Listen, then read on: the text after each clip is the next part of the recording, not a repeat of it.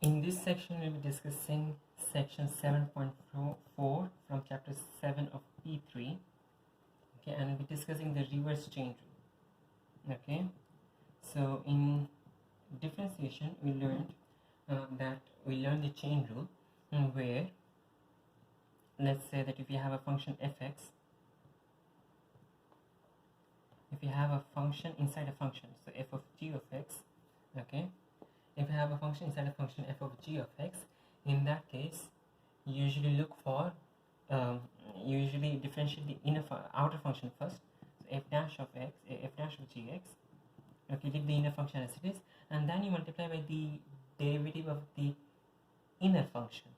Okay, so the derivative of the inner function is g dash of x. Okay, now let's consider that the outer function is ln. Okay, let's consider a case, okay, where the outer function is ln and the inner function is fx. Okay, let's consider that the outer function is ln and the inner function is fx. In this case, if you differentiate this function, okay, if you have the outer function ln, you have the inner function fx. If you differentiate this function, we are going to use the chain rule. We are going to differentiate the outer function first, and that is ln. Okay, so overall this one becomes 1 by, leave the inner function as it is, so this becomes fx. Okay, so 1 by fx, because you're leaving the inner function as it is, and then you multiply by the derivative of the inner function, and the inner function over here is fx, and the derivative is going to be f dash of x. Okay, and that overall becomes equal to f dash of x by fx. Okay, f dash of x by fx. Okay, so over here notice that since ln of fx has got derivative f dash of x divided by fx, if you do the reverse process, in that case the integral of f dash of x by fx, the whole with respect to x, is going to be equal to ln of fx modulus plus c. Okay, an important this is one version of a reverse chain rule. Now let's consider another function. In this case, okay, we have the inner function fx and the outer function is a power. Okay, so let's say that the entire function is raised to a power n. Okay, so we have the inner function fx, the outer function is being raised to a power n, and you're going to differentiate this function. So let's differentiate this function over here. Okay, and you get, we first differentiate the outer function, which is simply raised to n. So leave the inner function as it is. We get n into inner function raised to n minus 1, and then you multiply by the derivative of the function inside the bracket, which is fx, and therefore that becomes f dash of x. Okay, so now if I do the reverse process for this one, if we have the integral of n into,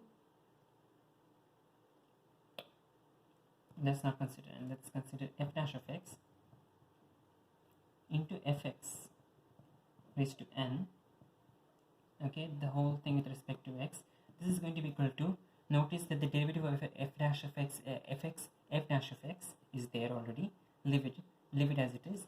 Fx the whole raised to n becomes fx the whole raised to n plus 1 divided by n plus 1 plus c. Okay, so this is the second version of the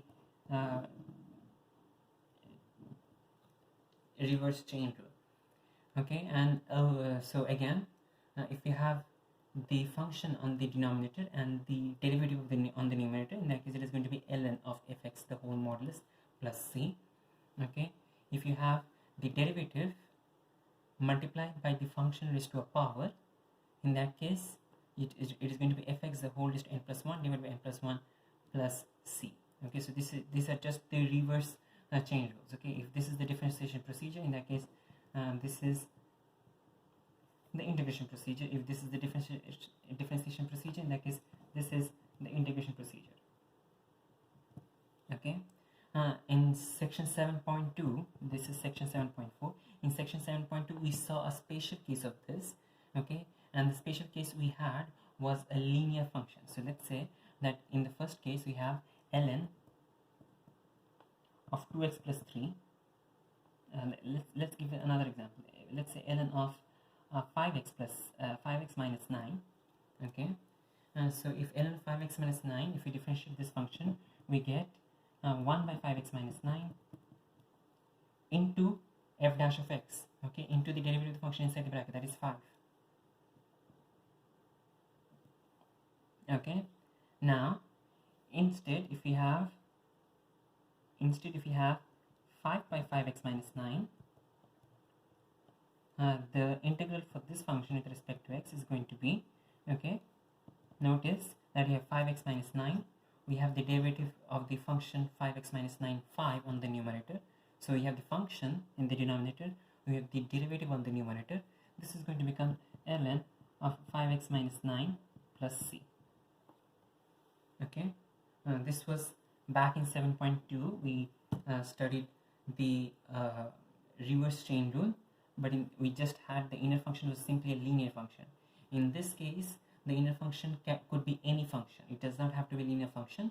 Okay, the only thing we need is that the f dash x be also present. In this case, in the case of section 7.2, when fx was a linear function, so if fx is a linear function, let's say if fx is a linear function, let me write this down here.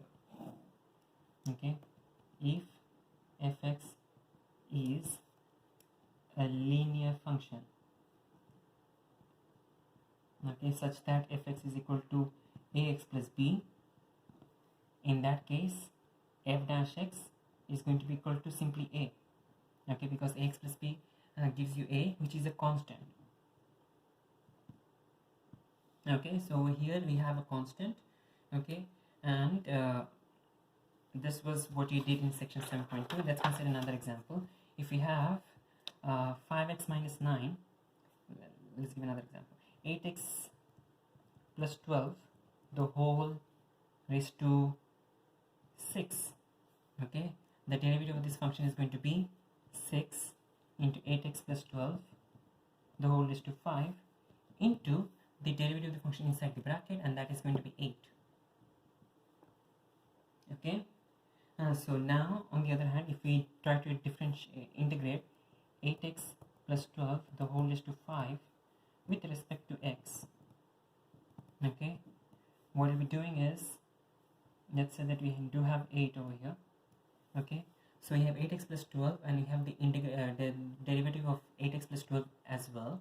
So over here we just 8x plus 12 the whole raised to 6 by 6, okay, plus c. Okay, so in this case, in the case of a linear function, if you have a linear function, since your derivative f dash of x is equal to a, okay, we can easily divide by a. So if instead if you had 1 over here, okay, we can divide this one by 5. If we had 1 over here, we can divide this one by 8 easily, okay, without having any issues. But if fx is not a linear function, okay, if fx is not a linear function,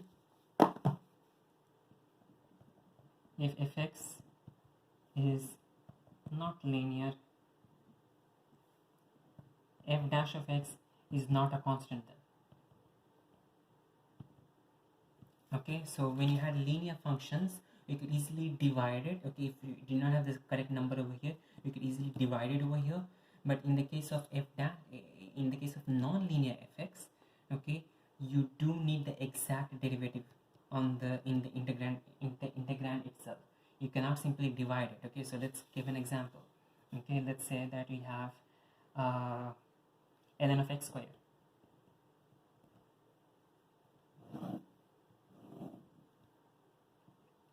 Ln of x squared, okay, ln of x squared is going to have a derivative 1 by x squared into the derivative of the function inside the bracket, that is going to be 2x, and that is going to be equal to 2 by x. And if you integrate this function, you'll get 2 ln x plus c, okay, which is the same as ln of x squared, but let's consider a more complex function. This was actually not the correct function to be used as an example. Let's consider something else.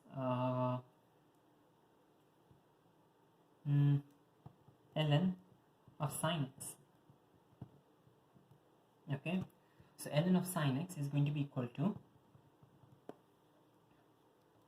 ln of sin x is going to be equal to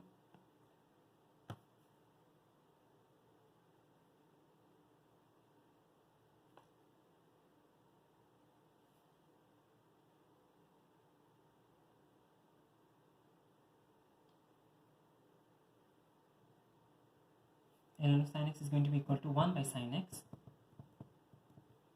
into the derivative of sin x, which is cos x. Okay. Okay, now I see a better example to use over here. Okay. Ln of x squared plus 1. Let's consider this function ln of x squared plus 1. Okay, in this case, the derivative is going to be, okay, if you differentiate this, the derivative is going to be 1 by x squared plus 1 into the derivative of the function inside the bracket, and inside the bracket you have x squared plus 1. The derivative of that is going to be 2x. Notice that this is not a constant. Okay, the inner function is not a linear function, therefore the derivative is the thing that you multiply with is not a constant. Therefore this is overall equal to 2x by x squared plus 1. Now if we have 1 by x squared plus 1 by x squared plus 1, you cannot simply integrate it, okay, using our reverse chain rule. Okay, using a reverse chain rule, we cannot integrate it easily, because 1 by x squared plus 1, we cannot simply say that this integrates to give us 1 by 2x into ln of x squared plus 1. We cannot say that simply because you do not have 2x over here. Okay, here you have 2x, but here you do not have 2x. So simply because you do not have 2x over here, we're going to divide this thing by 2x. This does not work out. Okay, you can only divide or multiply easily by constants.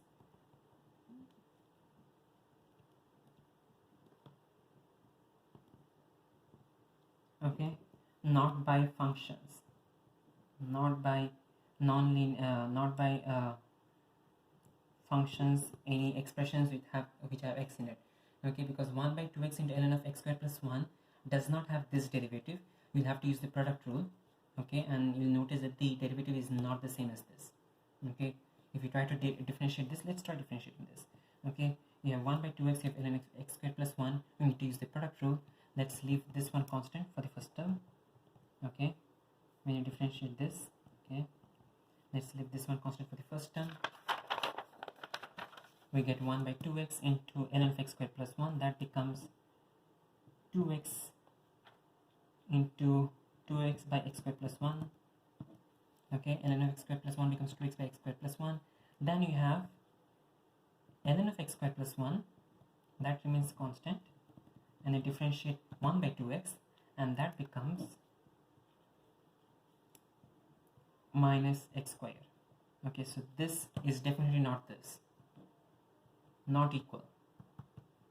Okay, so this 1 by 2x, okay, because this is the function and not a constant, you need to use the product rule. Okay, and the product rule is definitely not going to give you the original answer.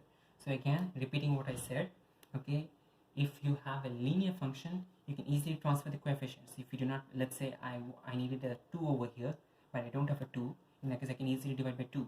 If I did not have if I need a 3 over here, but I do not have a 3, in that case I can divide the final answer by 3. But if I need a 2x over here or 2x square over here, I cannot divide this one by 2x or 2x square. Okay, that is not acceptable. Okay, so repeating what we said, okay, if you have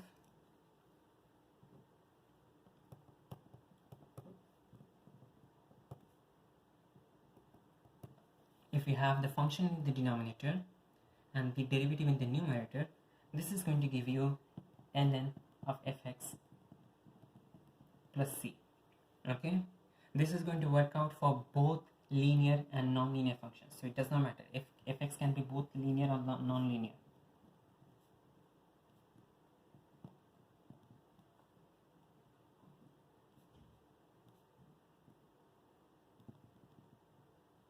Okay, fx can be both linear and non-linear as long as you have f dash x. If you do not have f dash x, let's say that if you have the integral of 1 by fx, okay, if you do not have f dash x, in that case this one is going to work out only if fx is linear. Okay,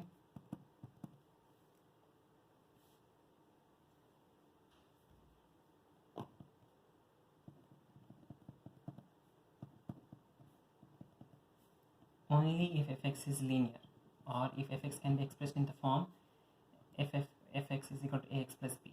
Okay, so this is only working out in if fx is linear, and this is what you learned in section 7.2.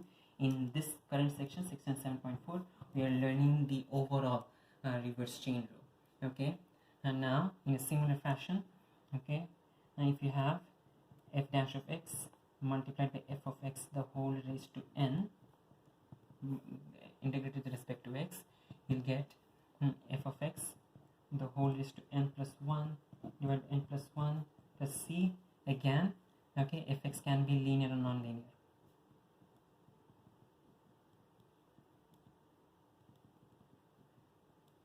Okay, this one fx can be both linear and non-linear. Okay, but if we do not have f dash x, okay, let's say if you just have f of x the whole raised to n, okay, in this case this is only going to work out, okay, f of x the whole raised to n plus 1 divided by n plus 1 into 1 by a plus c. This is only possible only if fx is a linear function. Okay, we cannot apply, okay, this is from section 7.2, section 7.2, this is from section 7.4 and section 7.4. Okay, so the section 7.2 rules, the linear function rules, you cannot apply for non-linear fx's, because in that case you'll be having f dash x is not going to be constant. Okay, f dash x in both of these cases is not going to be constant. Okay, and if you do not have a constant, you cannot easily just transfer. Let's say if I have 6, I can easily transfer 6 from here to 1 by 6 over here, 6 over here to 1 by 6 over here. It's okay. Okay, but if you have 2x, or let's say sine x or cos x, you cannot simply just transfer it and make it 1 by 2x or 1 by sine x or 1 by cos x, because in those cases the functions will be requiring, if you want to do the reverse process of differentiation, they will require you to use the product rule, and definitely will not end up at the same answer in the simplest terms. So again, overall in section 7.2 we learned how to do the reverse chain rule for linear functions, and if you have linear functions, if fx is linear, you do not need f dash x. If f dash x is there, good, but if f dash x is not there, we can simply divide by the derivative of the inner function.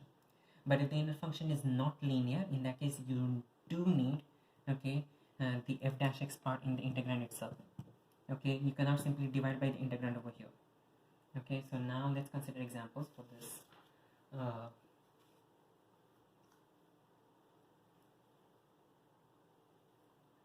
Let's consider example 8 from section 7, from page 153 in section 7.4.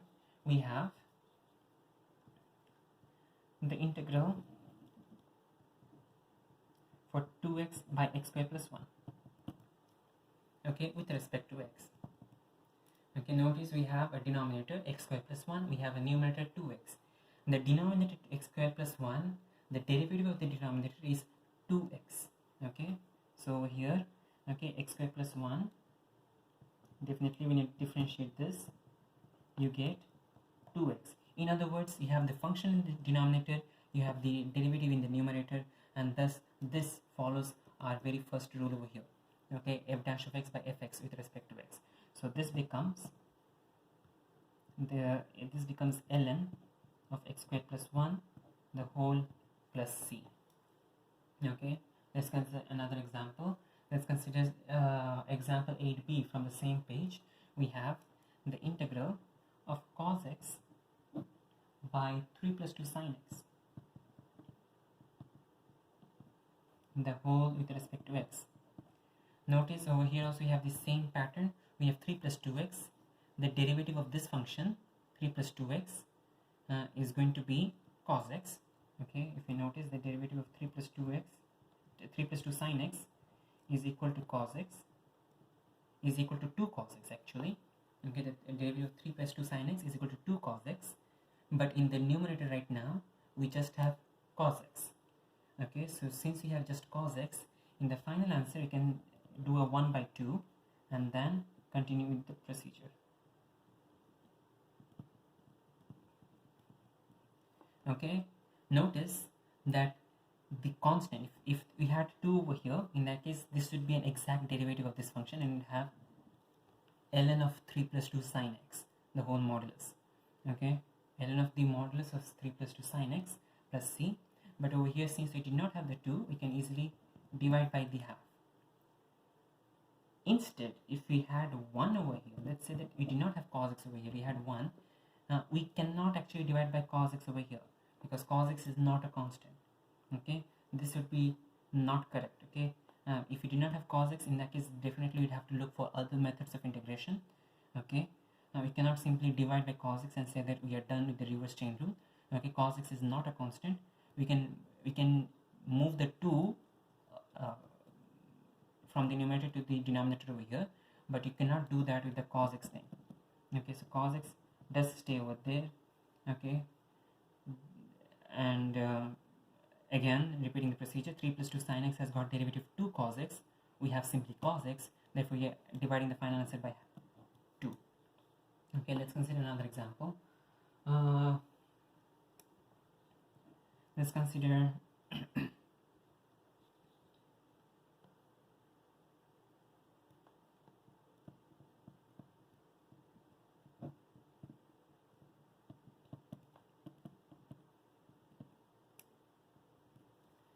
over here we have tan 2 sec square x by tan x. Notice that the derivative denominator is tan x, and the derivative of the denominator is sec square x. Okay, so so in the denominator has the function, the numerator does have the derivative. We do have an extra 2. Okay, the 2 does not have to do with tan x or sec square x, so as a result the 2 simply copies. Okay, the 2 is simply a constant. Sec square x is the derivative of tan x, and therefore this is going to become 2 ln of tan x plus c. Okay, now let's consider the next function, the integral of 3 cos x sine square x with respect to x. Okay, so 3 cos x sine square x with respect to x. Notice in this one we have sine square x. Okay, let's break this down. We have sine square x and the derivative of sine x. Okay, if you notice, the derivative of sine x is equal to cos x. The derivative of sine x is equal to cos x, and we do have the derivative over here multiplied. So we have sine x, okay, sine square x actually. We have sine x the whole square, and the derivative of the inner function sine x is over here as cos x. Okay, so we do have the derivative. So the only thing we need to do is simply increase the power and divide by the power again. Okay, so the 3 copies down. The 3 does not have anything to do with sine or cos. So 3, we have sine x, sine cube x divided by 3. Okay, the derivative of sine x was already there, so we don't have to do anything with that. In this case, you're applying the second rule over here, f dash of x into fx the whole raised to n. Integrated with respect to x becomes fx raised to n plus 1 divided by n plus 1. So over here, 3 raised to sine cube x divided by 3 plus c, and that is equal to sine cube x plus c. Okay, let's consider another example. This is example 9b from the same page, and we have, okay, the integral of x into x squared plus 5 the whole cube with respect to x. Okay, x into x squared plus 5 the whole cube with respect to x. And in this, notice that we have an inner function x squared plus 5. Excuse me, we have an inner function x squared plus 5, and the derivative of x squared plus 5 is 2x. Okay, as a rough note, okay, the derivative of x squared plus 5 is 2x. Do we have 2x over here? We do not have 2x, we have just x. So we can, what you can do is you can multiply the overall answer by half. Okay, again repeating what I said, we have x squared plus 5, the derivative of x squared plus 5 is 2x. So we should have 2x over here if you want to do the direct integration. Okay, if you want to not have any issues with the integration procedure. but we do not have 2x, we have simply x. So what you're going to do is multiply the final answer by half. Okay, and now the rest is going to be x squared plus 5 the whole raised to 4 by 4 plus c. Simplifying the answer, we get x squared plus 5 the whole raised to 4 by 8 plus c. Okay, now let's consider another example. In this one we have the integral of cosec square x divided by 2 plus cot x with respect to x. Okay, so cosec square x divided by 2 plus cot x the whole with respect to x. Okay, notice that we have a function in the denominator and this is raised to power 1. Okay, so since it is raised to power 1, our final answer is going to have something to do with ln. Okay, so our final answer has got to do something with ln, and that ln expression will be 2 plus cot x. Okay, are you done? Let's see. 2 plus cot x, the derivative of 2 plus cot x is going to be 0. 2 has derivative 0. Cot x has derivative minus cosec square x. Okay, so again as a rough note, let's consider, okay, d by dx of 2 plus cot x is going to be equal to 0 minus cosec square x. Do we have minus cosec square x in the numerator? No, we have cosec square x in the numerator. We do not have the minus, therefore we do need a minus sign in the final answer. Okay, so again 2 plus cot x has derivative minus cosec square x. We have simply plus cosec square x, so we do need a negative sign at the final answer, minus ln of 2 plus cot x, and finally you have the constant integration plus c. Now excuse me, let's consider another example. In this example we have cosec square x divided by 2 plus cot x the whole raised to 3 with respect to x. Okay, very similar to our first question. Okay, the integral of cosec square x, we had 2 plus cot x raised to power 1. In this one you have 2 plus cot x raised to power 3. So since we do not have power 1, okay, if you had since you had power 1 over here, we had ln, but over here you do not have power 1, and therefore the final answer is not going to be ln. Okay, let's rewrite this. We get integral of cosec square x into 2 plus cot x the whole raised to minus 3 with respect to x. Okay, now notice that again in the same, like in the previous question, 2 plus cot x has got derivative 0 minus cosec square x. So over here we have simply plus cosec square x, we do not have the minus, therefore the final answer needs to have a minus in it. Okay, the rest is going to be integrating this part. We get 2 plus cot x the whole raised to minus 2 divided by minus 2 plus c. 2 plus cot x the whole raised to minus 2 divided by minus 2 plus c. Simplifying the answer, minus and minus cancel out, we get 1 by 2 plus cot x the whole square plus c. Okay, let's consider another example. In this one we have the integral from 0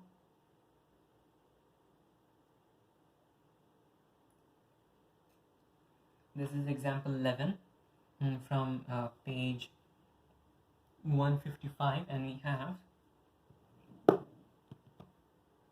the integral from 0 till theta for 5 tan x sec 4x with respect to x. Okay, and the answer is given as 15 by 4, and I need to find the value of theta. 0 is less than theta, less than theta, which is less than pi by 2. Okay, and we are asked to find the value of theta, but before we find the value of theta, okay, we first need to do the integration procedure. Okay, we need to complete the integration, so let's start the integration again.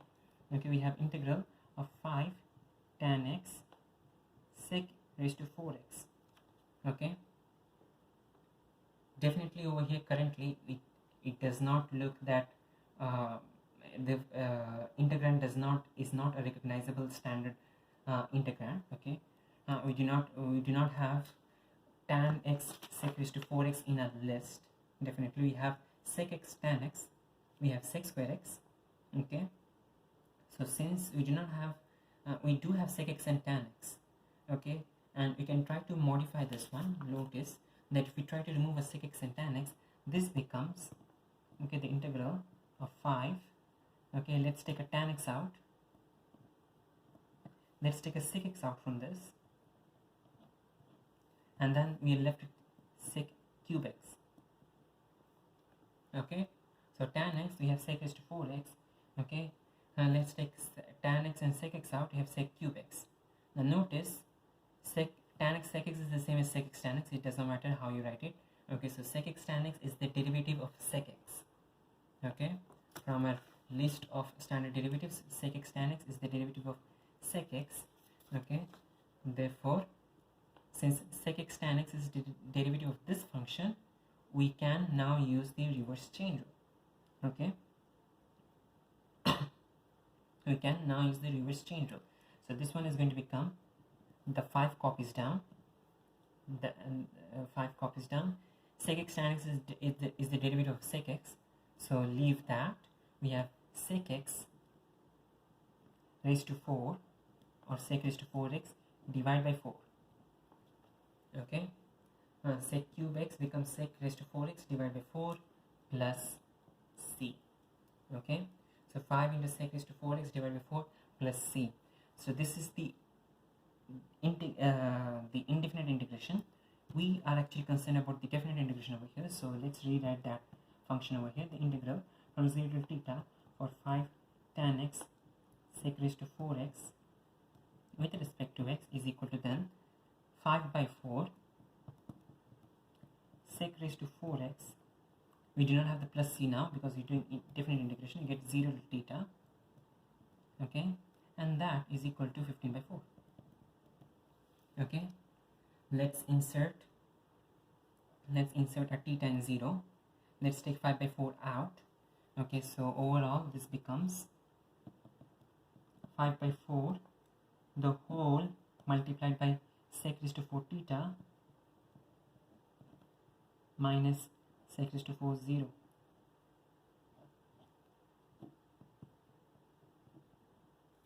Okay, sec raised to 4 theta minus sec raised to 4 0 is equal to 15 by 4. Okay, now sec raised to 4 theta minus sec raised to 4 0 is equal to 15 by 4. We have 5 by 4 over here. By 4 cancels. 5 and 15. If we take 5 to the other side, this one becomes 3 then. Okay, so sec raised to 4 theta minus sec raised to 4 0 is equal to 3. Let's rewrite this equation. Sec raised to 4 theta minus sec raised to 4 0 is equal to 3. Sec raised to 4 0, sec 0 is equal to 1 by cos 0. Cos 0 is equal to 1. Sec 0 is therefore equal to 1, and therefore sec raised to 4 0 is equal to 1. Okay, so then therefore sec raised to 4 theta is equal to 4. Sec theta is therefore equal to 4 square root is 2, and then again the square root of 2 is going to be root 2. So sec theta is equal to root 2, cos theta is equal to 1 by root 2, and theta is therefore equal to pi by 4. Okay, and it is there in a range of 0 is less than theta, which is less than pi by 2. Okay, now continuing, let's consider another example. In this example, we'll consider the integral of sec square x tan square x. Okay, in this example, let's consider the integral of sec square x tan square x. Okay, now in the previous example, you tried to remove a tan x and sec x. So from this one, if you try to remove a tan x and sec x, notice what happens. Okay, in this one, if you remove a tan x and sec x, we get another sec x and tan x out. Okay, if we in the previous example we tried to remove a tan x and sec x. Okay, we removed a tan x and sec x and you got sec cube x, and you know that tan x sec x is the direct derivative of sec x. Okay, that's why you could move on to the chain rule, reverse chain rule, uninterrupted. Over here though, if you try to remove sec x and tan x, okay, we get sec x and tan x, and we are actually stuck because sec x and tan x is not the direct derivative of sec x tan x. Okay, we do not know what the direct derivative of sec x tan x is unless we try to use the product rule and try to actually differentiate this. Okay, so over here definitely this is not the direct integral derivative of this. Okay, but we can still do something. Notice that sec square x itself is the derivative of tan x. Okay, sec square x is the derivative of tan x itself. Okay, so tan x has its derivative over here multiplied with it, and therefore we can actually directly move on with the reverse chain rule. Okay, so whenever you come across questions of this kind, it's all a matter of trying to figure out the derivative and the function. Okay, so in the previous case we had to do some modification. Over here it's actually it's actually very apparent without having to do any modification. So over here sec square x is the derivative of tan x, and therefore the integral of this overall function is going to be tan x the whole cube divided by 3. Okay, again tan x the whole cube divided by 3 plus c. Okay, that's the answer for this question. Let's consider another example. In this example we have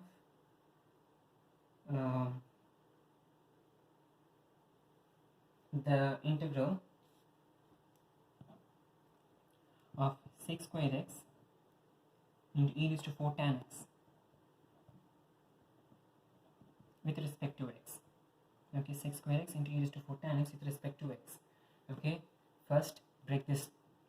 Let's consider these two functions separately. Sec square x is the derivative of tan x. Okay, but over here we know that we have the overall function e, the outer function is e, the inner function 4 tan x. Okay, the derivative of 4 tan x is going to be 4 sec square x. Okay, the derivative of 4 tan x is going to be 4 sec square x, but we have simply sec square x. So since we have simply sec square x, the final answer is going to divide by 4. Okay, 4 tan x, derivative is 4 sec square x, we have simply sec square x, therefore the final answer will be divided by 4. Okay, now the final answer, once you divide by 4, this you will be simply integrating. Okay, e raised to anything integrated is going to be simply e raised to that same thing integrated, and the e raised to the same thing. Okay, so this function does not change.